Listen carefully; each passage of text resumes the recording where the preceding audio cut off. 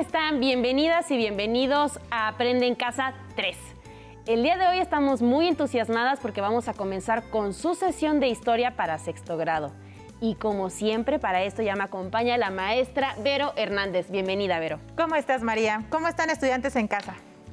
Pues ya espero que ellos estén entusiasmados y listos. Pero antes de comenzar con nuestra sesión, vamos con Ajolisto, quien nos tiene un consejo. ¡Hola! La mejor forma de cuidarnos es lavarnos las manos frecuentemente con agua y jabón durante 20 segundos. Así te proteges tú y proteges a todas las personas que te rodean. Si sales de casa, usa cubrebocas y guarda la sana distancia. ¿Listas? ¿Listos? ¡Muy bien! ¡Vamos a ver el siguiente video! Buenas prácticas para seguir adelante. Como todos sabemos, el COVID-19 es un virus que se contagia muy fácilmente entre las personas. Por eso hay que continuar cuidándonos siguiendo las buenas prácticas que ya todos conocemos para evitar contagiarnos. Utiliza cubrebocas. No salgas de casa y si tienes que hacerlo, recuerda que es obligatorio utilizarlo. Mantén la sana distancia.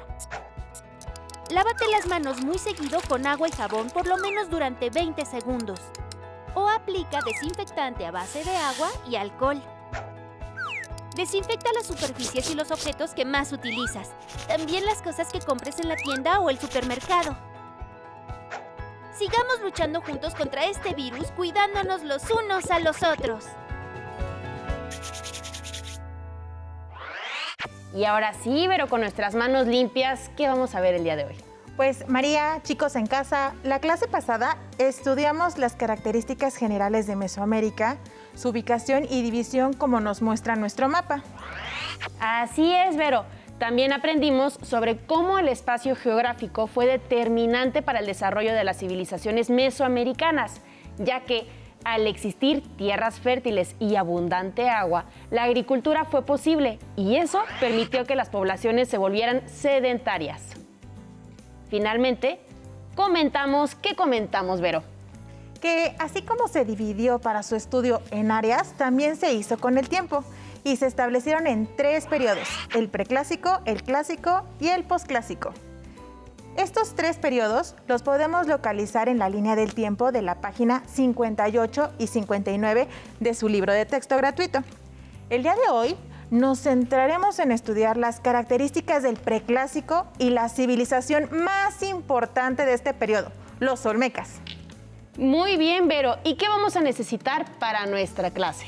Pues vamos a utilizar el mapa que elaboramos la clase anterior, lápices, su cuaderno y el libro de texto gratuito de historia.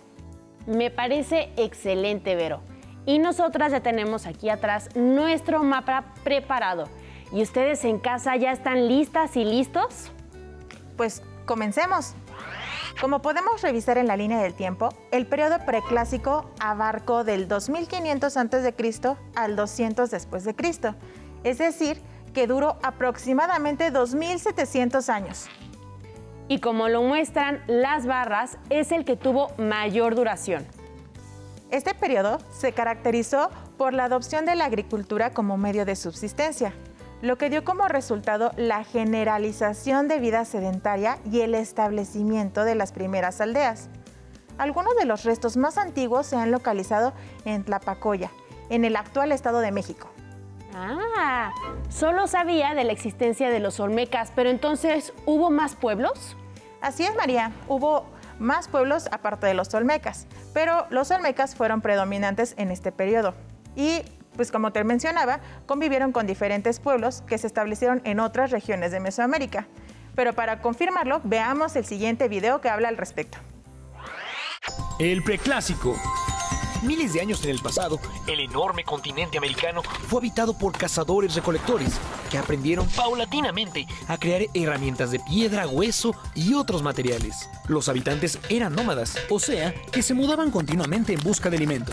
Pero todo cambió al instante que al descubrir que las semillas podían sembrarse y cultivarse, culminaron en el cambio revolucionario de la agricultura.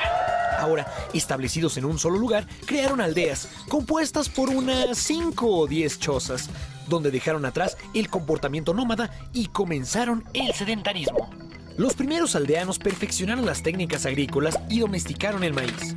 Era de tal importancia que llegó a ser adorado como algo divino. La agricultura permitió algo nunca antes visto: la abundancia de los alimentos. También se crearon vasijas, nació la alfarería y figurillas de barro. Además de todo, algunos pobladores acumularon los granos de maíz, mientras que la población de las aldeas aumentaba. Sus casas crecieron y construyeron pozos para resguardar los granos. Las aldeas más pequeñas y con menos recursos ahora dependían de las más grandes, lo que fue creando los primeros centros de poder. Ahí, gracias a la abundancia, algunos aldeanos podían especializarse en actividades distintas a la agricultura, como la cestería, la alfarería o el comercio, y los primeros gobernantes y líderes espirituales. Había suficiente humedad para la agricultura, suficiente agricultura para el maíz y suficiente maíz para todos. No así en zonas más áridas, como en Oasis América y Árido-América, donde la mayoría de los pobladores aún eran nómadas. Preclásico temprano. Los vestigios de antiguas civilizaciones se han encontrado en Oaxaca, en Chiapas, Guerrero, Veracruz, Tabasco, Guatemala y El Salvador. Ahí las pequeñas aldeas crecieron y construyeron los primeros edificios, que ya no eran habitacionales, sino que eran templos, plataformas de tierra y piedras que en la cúspide tenían un espacio de adoración, donde se realizaron los primeros rituales religiosos. Los lugares con templos se convirtieron en las primeras capitales. Es posible que comenzaran divinizando a algunos animales, a los que les conferían poderes sobrenaturales. Había sacerdotes respetados e importantes para la sociedad y para el gobierno. El territorio mesoamericano estuvo repleto de capitales, que intercambiaban muchas cosas entre sí, entre alimentos, objetos y, por supuesto, las ideas, aunque hablaran lenguas diferentes entre sí. Simultáneamente, los ríos Papaloapan y Grijalva vieron nacer la civilización más importante del preclásico: los habitantes del país de Lule. De acuerdo con el video, ¿cuáles serían las características generales del preclásico? Podría decir que técnicas de riego para el desarrollo agrícola, centros urbanos planificados, arquitectura con basamentos piramidales, edificios con funciones políticas y religiosas. Muy bien, María. Seguro en casa nuestros alumnos y alumnos tomaron nota de tu síntesis. Como nos mostraron, la población comenzó a aumentar considerablemente y se erigieron grandes urbes como San Lorenzo, primera capital de la civilización olmeca, en el actual estado de Veracruz. Vamos hacia nuestro mapa. ¿En qué región floreció la civilización olmeca? Sí, acaba de comentar que en el estado de Veracruz estuvo su primera capital, que fue San Lorenzo. Entonces podemos hablar de que es el área de la costa del Golfo. Muy bien, María. ¿Qué tal si me apoyas pegando la figura de la cabeza colosal que identifica a los olmecas? Por supuesto. Aquí la voy a colocar. ¿En casa? No olviden emplear su mapa también. Y señalen, como lo hemos hecho en este salón de clases, la ubicación de los olmecas, ya que lo ubicamos espacialmente en los actuales estados de Veracruz y Tabasco. Y exploremos más sobre esta civilización. Comencemos con el nombre. ¿Sabían que los olmecas no se llamaban así? ¿Ah, no? ¿Y entonces cómo se llamaban, Vero? Pues el nombre que ellos utilizaban para autonombrarse aún es un misterio. Al igual que su lengua, la palabra olmeca realmente es de origen náhuatl y significa habitantes de la tierra del hule, en referencia a los árboles originarios de la zona del Golfo. Este nombre fue puesto por los mexicas y permanece hasta nuestros días. Temporalmente se desarrollaron entre los años 1200 y 400 a.C. aproximadamente. Uy, eso suena tan lejano, Vero. Parece increíble que aún conservemos vestigios de aquella civilización como su cerámica o figurillas en las que destacan las que se combinan rasgos humanos y felinos semejantes al jaguar. El jaguar fue un elemento muy importante. Creían en la fusión del ser humano con el jaguar, pues sus deidades tenían rasgos humanos y de animales. En lo económico, la región estaba rodeada de agua dulce y salada con abundante flora y fauna, como venados, monos, jabalíes, iguanas, faisanes. También se dedicaron a la agricultura y al estar en la costa también pescaban.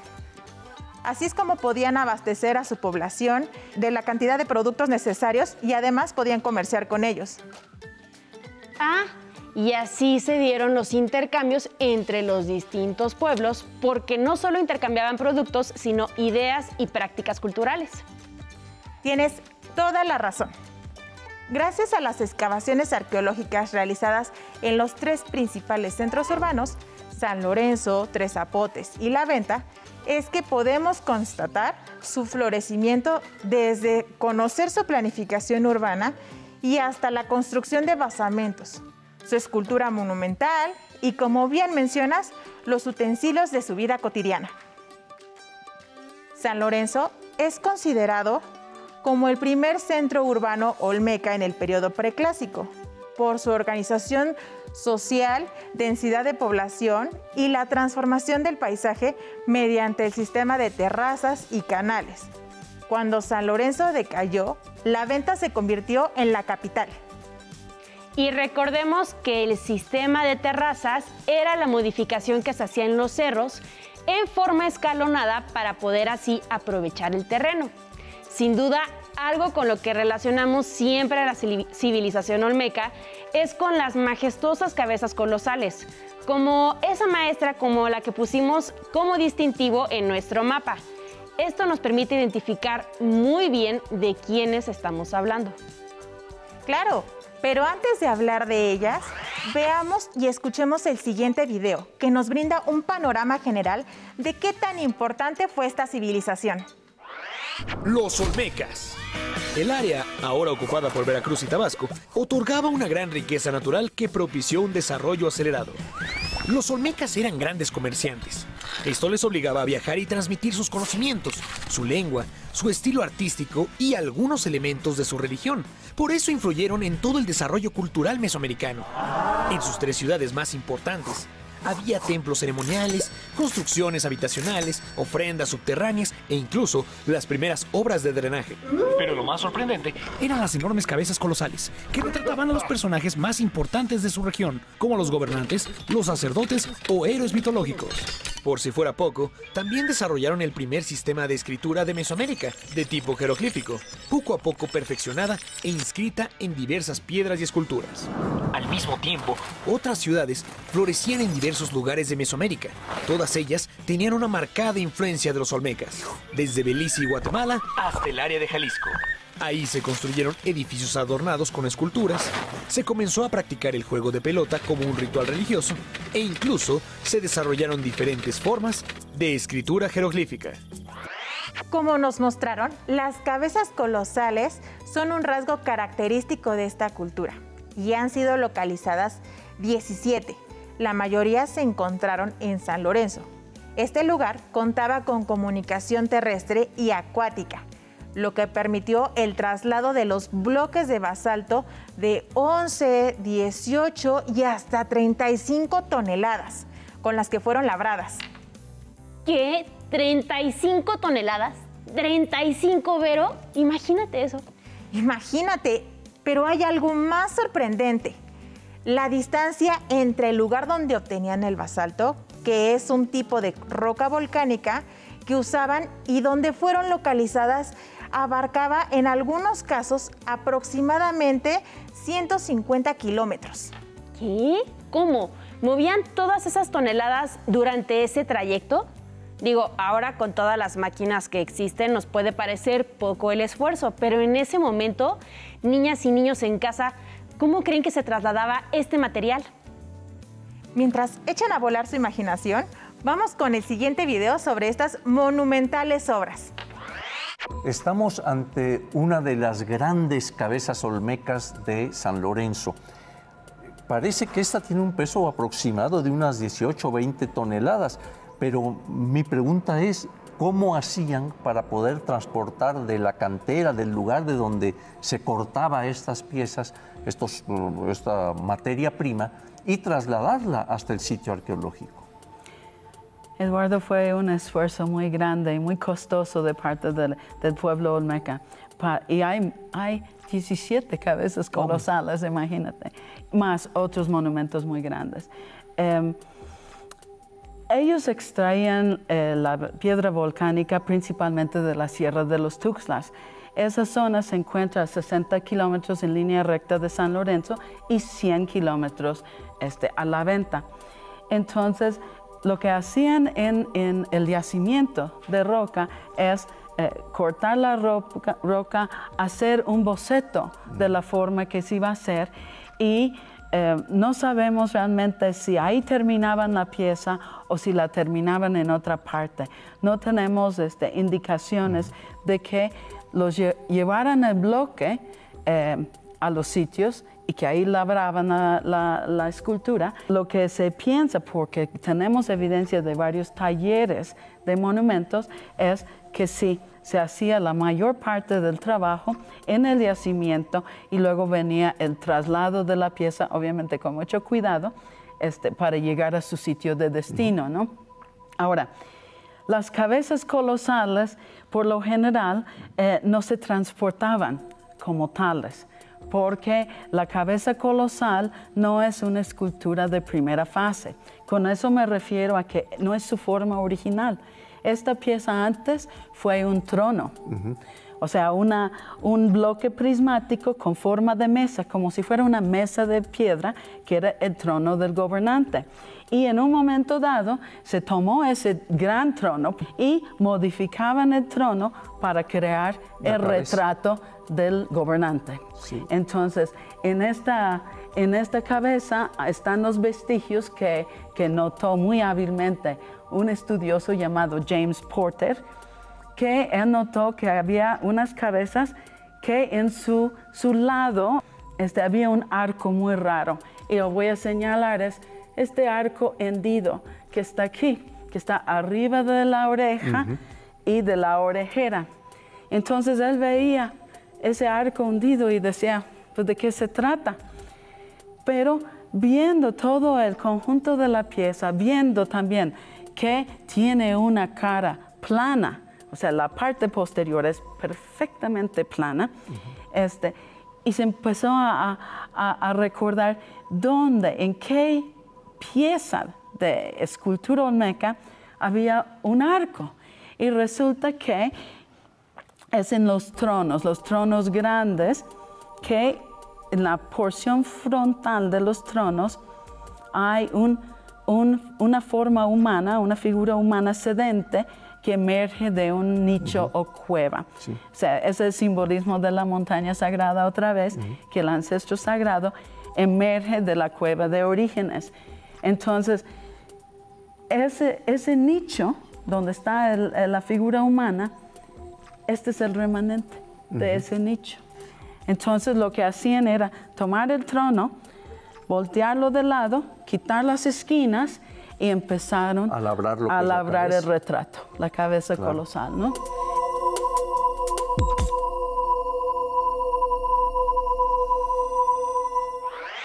Interesante, ¿verdad? En algunas ocasiones llegamos a pensar que la historia solo se encuentra en los documentos, pero los restos también son otra fuente de historia. Conozcamos más sobre una de estas obras. Por ejemplo, la última localizada, es decir, la número 17. Los especialistas, quienes la encontraron, le pusieron por nombre Tiburcio. María, ¿me ayudas a leer su descripción? Por supuesto que sí, Vero. Se realizó hacia el año 1500 a.C. y fue encontrada en San Lorenzo. Sus características físicas son que está labrada con basalto y mide 1,80 metros y pesa 8 toneladas. Posiblemente un gobernante por la vestimenta, los adornos y su postura. Y se cree que la especie de casco en la cabeza hace referencia a la modificación en el cráneo. Oye, Vero, ¿modificación del cráneo? ¿Leí bien? Sí, la modificación del cráneo fue una práctica en Mesoamérica, llevada a cabo con infantes para adaptar sus rasgos. En este periodo se buscaba ensanchar las facciones. ¡Qué barbaridad! Cada vez me sorprendo más con lo que vamos aprendiendo en esta clase. Es importante mencionar que estas prácticas estaban relacionadas con sus creencias y estas van cambiando de una sociedad a otra. Oye, Vero, a mí me gustaría también puntualizar que estas cabezas que vemos muchas veces, o bueno, más bien hasta descubrimientos muy recientes, se dieron cuenta de que cada una tiene rasgos diferentes, rasgos físicos. Y entonces se dieron cuenta que más bien cada una de estas correspondía al gobernante en turno, como también lo vimos en ese video. Claro, y eso podemos darnos cuenta por las actuales investigaciones que se han hecho, porque de hecho no es hasta 1962 que se dan cuenta que es una civilización diferente a todas las demás que ya habían encontrado. Y se dan cuenta también que es una de las primeras civilizaciones de Mesoamérica. Además de que, bueno, podrían decirte que es un misterio lo que pasó con esta civilización olmeca. Sin embargo, podemos darnos cuenta que ellos, al dispersarse e ir avanzando hacia otras partes del territorio mesoamericano, fueron dejando también su cultura y sus creencias, sus conocimientos. Lo podemos encontrar, o una muestra de ello, es con el juego de la pelota. La pelota que hacían con los árboles de hule, recordemos que es una civilización que adquiere ese nombre por los árboles de hule, pues ellos llevaron el juego de pelota hacia otras civilizaciones como los mayas. Y también está el cero y la creencia de diferentes deidades. Ah, eso es cierto. En alguna ocasión habíamos comentado que estas deidades toman otros nombres, pero las podemos volver a encontrar en otras civilizaciones. Claro, un claro ejemplo de lo que estás mencionando, María, es el caso de Quetzalcóatl, que es de una civilización diferente a la olmeca, pero que también adquiere otro nombre en la civilización maya, que es Kukulcán. Y es debido a estas dispersiones, que es lo mismo que pasa con los olmecas. Se van dispersando y van llevando consigo sus creencias a donde quiera que vayan. Eso nos habla de que la movilización, el hombre no es estático, todo el tiempo se está movilizando y yendo a diferentes espacios. Esto permite que su cultura se disperse. Así es, y también lo podemos encontrar, muestra de esto, por ejemplo, en la arquitectura. La forma que ellos tenían de sus pirámides las llevaron a otras civilizaciones y estas se fueron modificando, fueron adquiriendo otras características, pero la forma original, por decirlo así, fue permeando en cada una de las civilizaciones que se desarrollaron después. Eso que comentas es muy importante para los olmecas. Ellos elaboraban sus pirámides con cúmulos de tierra. Era como el primer prototipo de pirámide. Y que bueno, para las civilizaciones mesoamericanas es Teocalli, ¿verdad? Pero esto va dando como un previo a las posteriores estructuras que van a aparecer en las civilizaciones posteriores. Y Vero, yo sé que tienes algo que decirnos antes de despedirnos. Pues lo que podemos decir es que sigan investigando acerca de los olmecas. Las civilizaciones mesoamericanas son súper interesantes y esto nos va a permitir apropiarnos de nuestra propia cultura y conocer acerca de nuestro país, pues fue en México donde se desarrollan estas civilizaciones mesoamericanas. Así es, y no olviden que la cultura olmeca, sentó las bases para las grandes civilizaciones que vamos a ver en otras sesiones. Así es. Vero, como siempre, muchas gracias. Gracias a ti y muchas gracias a los chicos y chicas en casa que se encuentran tomando clase con nosotros. Si te es posible, consulta otros libros y comenta el tema de hoy con tu familia. Si tienes la fortuna de hablar una lengua indígena, aprovecha también este momento para practicarla y platica con tu familia en tu lengua materna. Por hoy hemos terminado con Los habitantes de la tierra del hule, los olmecas, historia de 6º grado. Les damos las gracias a las maestras y los maestros que el día de hoy nos dieron clases. A continuación, geografía. Nos vemos hasta la próxima. Pero antes, a movernos un poco.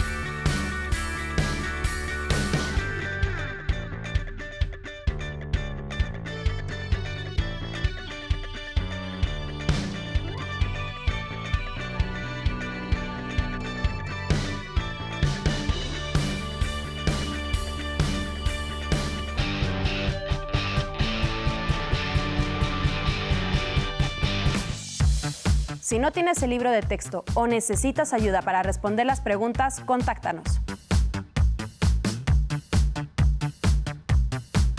Para apoyo pedagógico, hay maestras y maestros de lunes a viernes de 8 a 20 horas en el teléfono 55 41 72 04 13, con 100 líneas.